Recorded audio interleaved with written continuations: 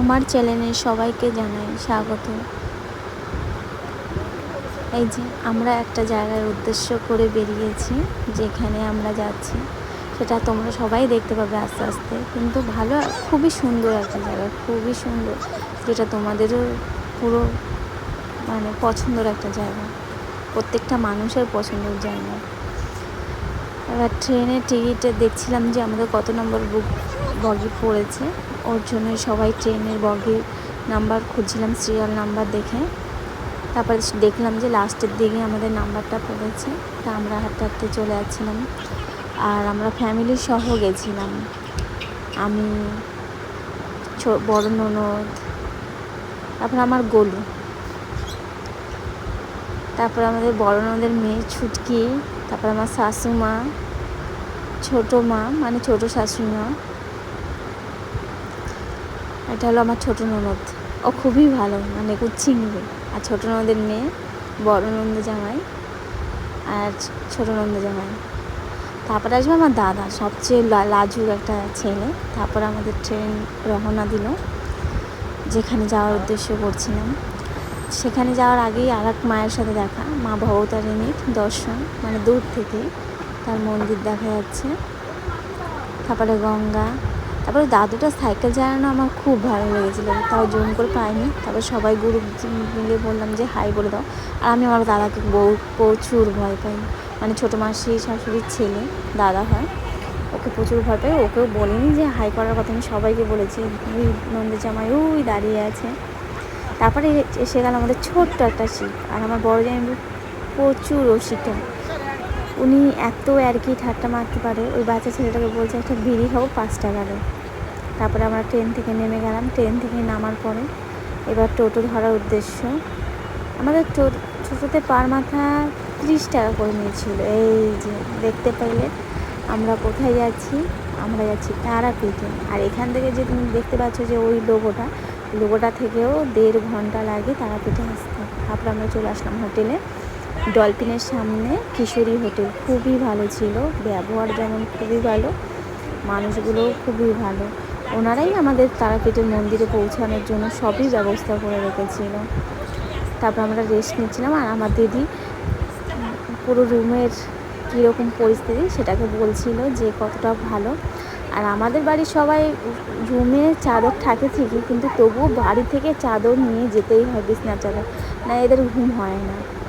তারপর একটু বাথরুমে চলে গেলাম, তারপরে চলে গেলাম ছোটো রুমে, কারণ আমার ডবল রুম নেওয়া হয়েছিল, এক ছেলেদের রুম একটা মেয়েদের রুম। কারণ দাদা ওরা থাকবে, দাদা বর জামাইবু, আর আমরা মাসি শাশুড়ি আমি দিদি ওরা একটা রুমে থাকবো, তার জন্য। তারপর আমি গেলাম একটু নিজেও পোজ দিলাম। তারপরে সবাই রেডি হয়ে এবার পুজোর উদ্দেশ্যে বেরোলাম। আর আমরা সেম শাড়ি পরছিলাম, মানে ডিজাইনটা একটু আলাদা, কিন্তু দুই ননদের শাড়িটা একই ছিল, আমার আর ভাগ্নির শাড়িটা একটু আলাদা ছিল।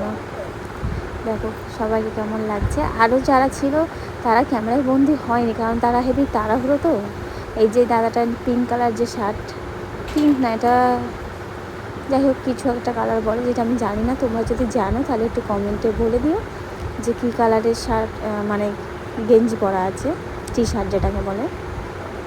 ওই দাদাভাই আমাদের মন্দিরে নিয়ে যাওয়ার ব্যবস্থা করেছিলেন, ডালা কেনা থেকে সমস্ত কিছু A to Z। তারপরে তারাপীঠে গেছি, তারাপীঠে যাওয়ার পরে যেসব জায়গা ঘোরার জায়গা আছে, ভ্রমণ করার জায়গা আছে, সমস্ত জায়গার ব্যবস্থায় দাদা করে দিয়েছিল। সেগুলো তোমাদের দেখাবো পরের ব্লগে, পরে আবার নেক্সট আসবে।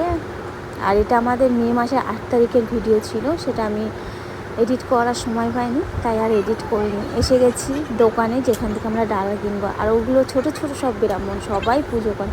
আর ওরা বদমাশ, এমন বদমাশ করেছে, ছোটো ভাগ্নি পেয়েছে ভয়। এবার আমাদের ডালা কেনা কমপ্লিট। আর সব থেকে বড়ো কথা, ওখানে পদ্ম ফুলের দাম মাত্র 5 টাকা, একটা না 3টে পদ্ম ফুল নিয়েছিল 10 টাকা মাত্র, মানে এত কম। নীলকণ্ঠর মালাও যেমন কম। ওখানে পুজো দিতে তোমার ডালা কিনতে কোনো প্রবলেম হবে না। 151খানা মালার দাম মাত্র 101 টাকা, মাত্র 101 টাকা, মানে এতটাই কম রেঞ্জ আছে। তারপর সবাই সবার ডালা নিয়ে উঠে গেল। তারপর ব্রাহ্মণ দেখিয়ে দিল কোথা থেকে ওরা, কারণ মেন গেট থেকে যদি আসতে হতো তাহলে অনেক লাইন দিতে হতো। আর এরা হলো মানে বলে না কিছু স্পেশাল গেট আছে, আবার মেন গেট আছে যেখান থেকে অনেক লাইন ধরে ঢুকতে হয়, এখানেও লাইন পড়ে, কারণ সবাই তো চায় একটু শান্তিভাবে পুজো দিতে, তাই সবাই চায় যেখানে ফাঁকা আছে সেখানেই পুজো দেওয়ার কথা। তাই এখানেও ওরা সব চলে এসেছিলো, মানে আমাদের মতন অনেকেই দেখো কত ভিড়। আমরা এত সকাল সকাল গিয়েও তাও আমরা 2টোর দিকে লাইন দিয়েছিলাম। লাইন দিতে দিতে সেই সন্ধ্যা হয়ে গেছে, কারণ এতটাই ভিড়। আর অমাবস্যায় গেলে তো প্রচুর ভিড়, যজ্ঞ থেকে শুরু করে প্রত্যেকটা জায়গায় দেখো যজ্ঞ করা হচ্ছে, কার কি মানুষই। এখানে অমাবস্যার সময় সমস্ত ধরনের কাজ হয়, বাবা মার পিণ্ডের কাছ থেকে শুরু করে শান্তি কামনা সমস্ত কিছু। আমি বহুত কিছু দেখেছি। আর সব থেকে শান্তির কথা হলো হেভি ভালো তারাপীঠের মানুষজন যেমন ভালো, তেমন মন্দিরের পুরোহিত থেকে শুরু করে সমস্ত মানুষগুলো খুবই ভালো। এবার যাচ্ছি আমরা মন্দিরের উদ্দেশ্যে। এবার ব্রাহ্মণ বলেছিল যে আমরা সিঁড়িতে উঠলে ফোন করতে, তাহলে আমরা সিঁড়িতে উঠে গেছি। তারপর ব্রাহ্মণকে আমাদের ফোন করতে হবে, কারণ মায়ের গৃহপথ থেকেই ব্রাহ্মণের মন্ত্র পড়া শুরু করে, কারণ মন্দিরে ঢুকে মন্ত্র পড়তে দেয় না, কারণ অনেক ভিড় হয়, তো ওর জন্য দেখতে পাবে যে আমরা মন্ত্র পড়ছি। ও আচ্ছা, সেখানে আমরা ব্লগ করতে পারিনি, কারণ আমরা মন্ত্র পড়ছিলাম, তো ওর জন্য আর ভিডিওটা করবো। এটা আমরা যাচ্ছি,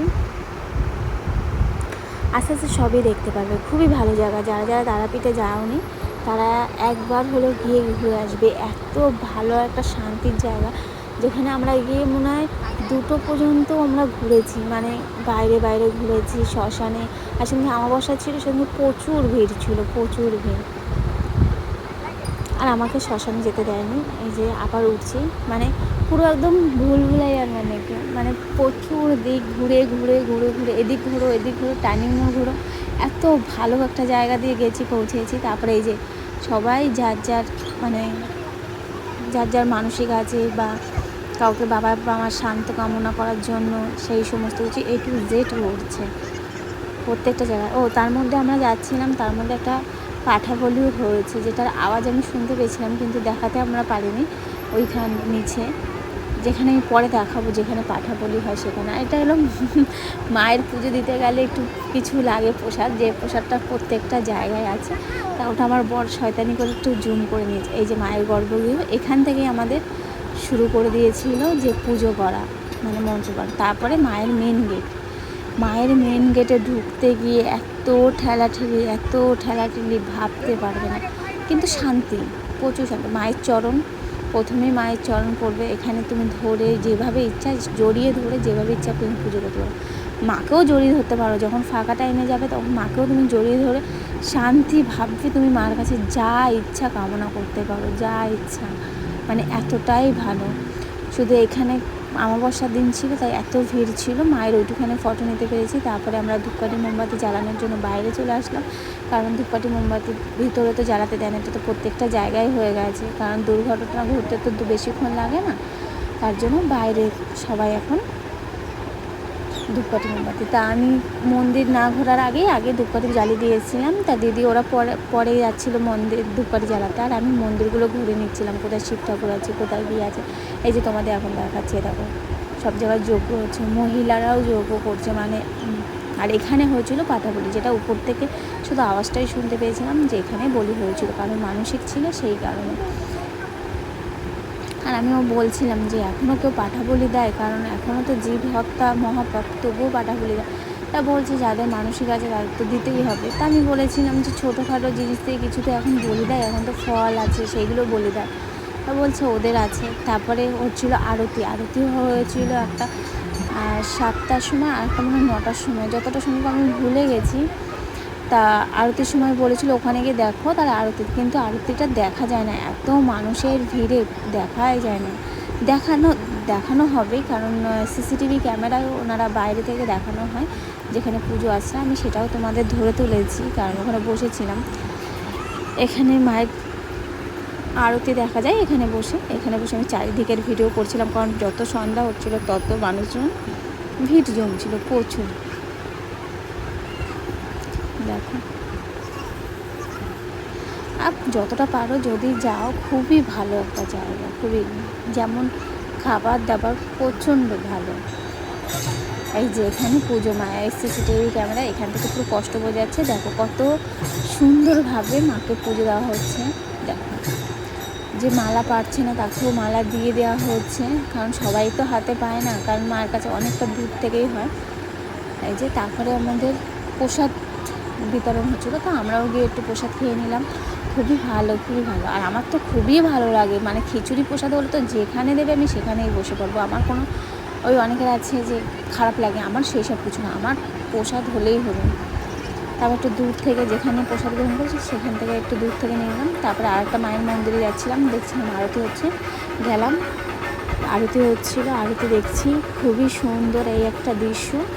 আর মাকেও দেখতে খুবই সুন্দর, মাকে দেখা যাবে না, মানে হ্যাঁ একটু হালকা করে দেখা যাচ্ছে, কারণ অনেক সবাই ছিল। তারপরে পুজো আচ্ছা শেষ করে আমি একটু বাড়িতে এসে রিলস করে নিলাম। এই অবধি, টাটা বাই বাই, পরে আবার